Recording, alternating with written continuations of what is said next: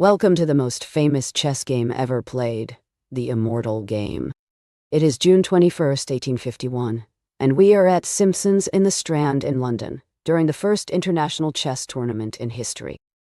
Adolf Anderssen, a German mathematics professor and the strongest player of his era, sits down for a casual game against Lionel Kieseritzky, a respected master from Paris.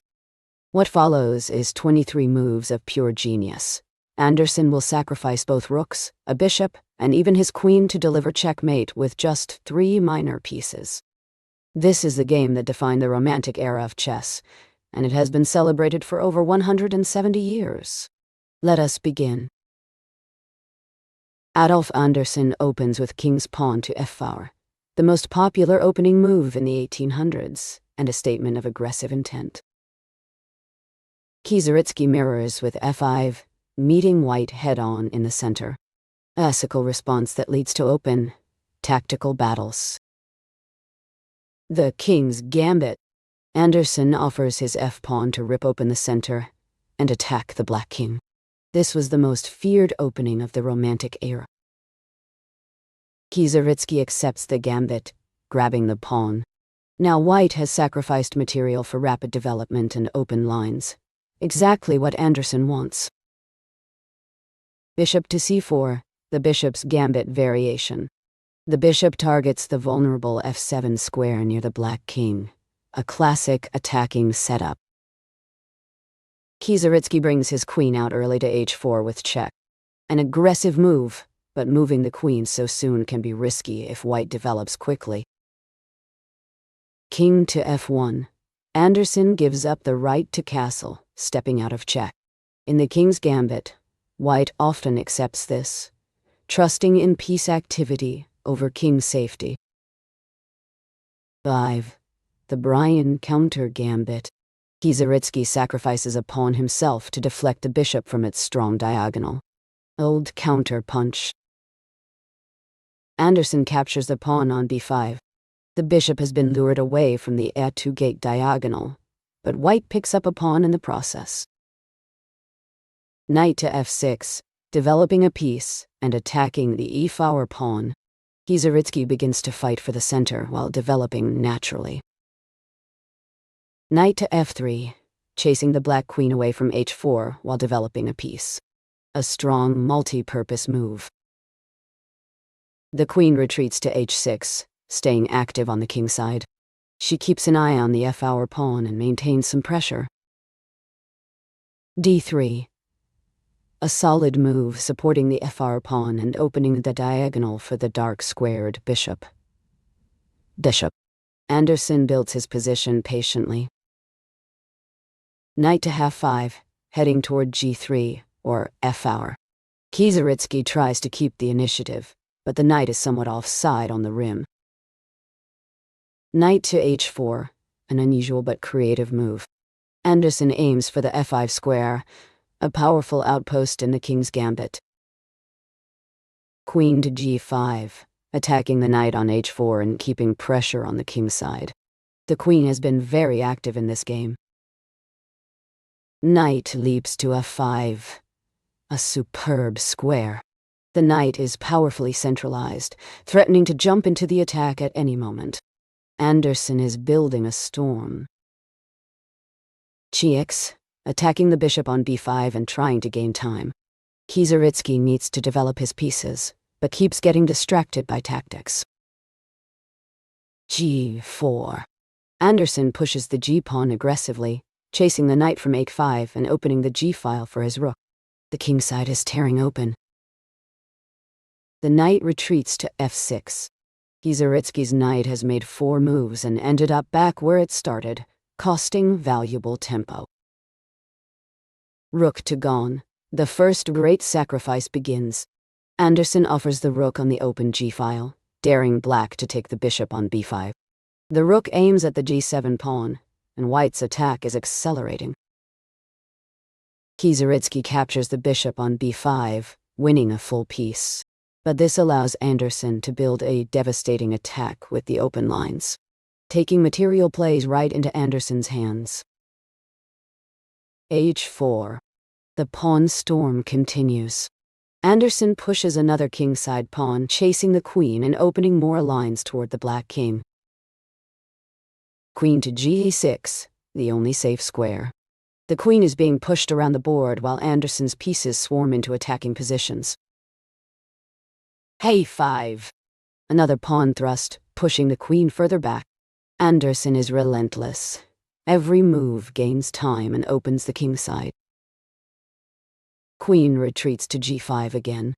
Kieseritzky's queen has spent most of the game running from pawns while white builds an overwhelming position. Queen to f3, a powerful centralizing move. The queen eyes the f-file and supports the knight on f5. Anderssen is marshalling all his forces for the decisive attack. Knight retreats all the way back to gate. It's starting square. This is the fifth move with this knight, and it has accomplished nothing. Black's development is in shambles. Bishop captures on f-hour, winning back the gambit pawn, and developing the bishop to an aggressive diagonal. The bishop now eyes both the queen and the 7 square. Queen to f6, trying to contest the center and block the f-file. But Kieseritzky is still behind in development. Only his queen has really moved. Knight to c3, finally developing the queenside and knight dot. Anderssen now has 4 pieces actively in play, while black has barely developed at all. Bishop to c5 at last, Kieseritzky's first real developing move for a minor piece. The bishop eyes the f2 square and tries to create counterplay. Knight to d5, a powerful centralization. The knight dominates the board from this square, threatening forks and supporting the attack from the heart of the position. Queen takes the b2 pawn, more material for Kieseritzky. But this pulls the queen far from the king's side, leaving the black king with almost no defenders. Greed will prove fatal. Bishop to d6, a brilliant blocking move. The bishop cuts off the black bishop's retreat and prevents the king from castling. It also sets up the devastating combination that follows. Kieseritzky captures the rook on gone. That is the first rook sacrifice. Anderssen has now given up a full rook, but his attack is overwhelming. The material deficit means nothing against the coming onslaught. A stunning pawn move that opens the e-file and clears the way for the combination. The second rook is now on prize. Black can take it with queen takes l1 check. Anderssen is sacrificing everything. Queen takes the rook on a1 with check. The second rook is gone. Kieseritzky is now up 2 full rooks and a bishop, an enormous material advantage. But Anderssen has a forced checkmate sequence. King to a2, calmly stepping out of check. Anderssen has sacrificed both rooks and is down massive material, yet his position is winning. The remaining pieces are perfectly coordinated for the kill. Knight to a6, the only developing move available. But it is far too late. Black's pieces are scattered across the board, while white's minor pieces are poised to deliver the final blow. Knight captures on g7 with check. The combination begins. The king is forced to move, and the mating net draws tighter. Every piece Anderssen has left is aimed at the black king. King to d8, forced. The king flees to the back rank, but there is no escape. Anderssen's pieces are closing in from every direction.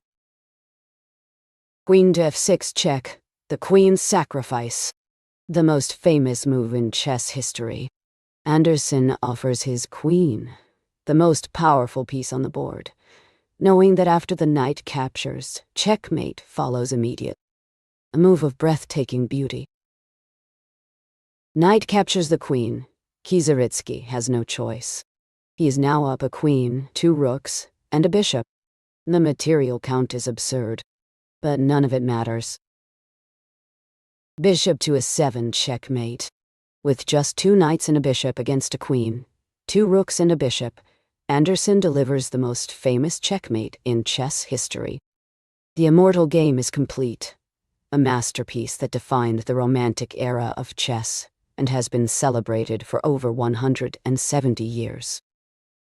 And that is the Immortal Game, perhaps the single most celebrated chess game in the history of the sport. Adolf Anderssen sacrificed both rooks, his bishop, and his queen, nearly his entire army, to deliver checkmate with just 2 knights and a bishop. Lionel Kieseritzky was so impressed that he telegraphed the moves to his chess club in Paris, and the game was soon published in the French chess magazine La Regence.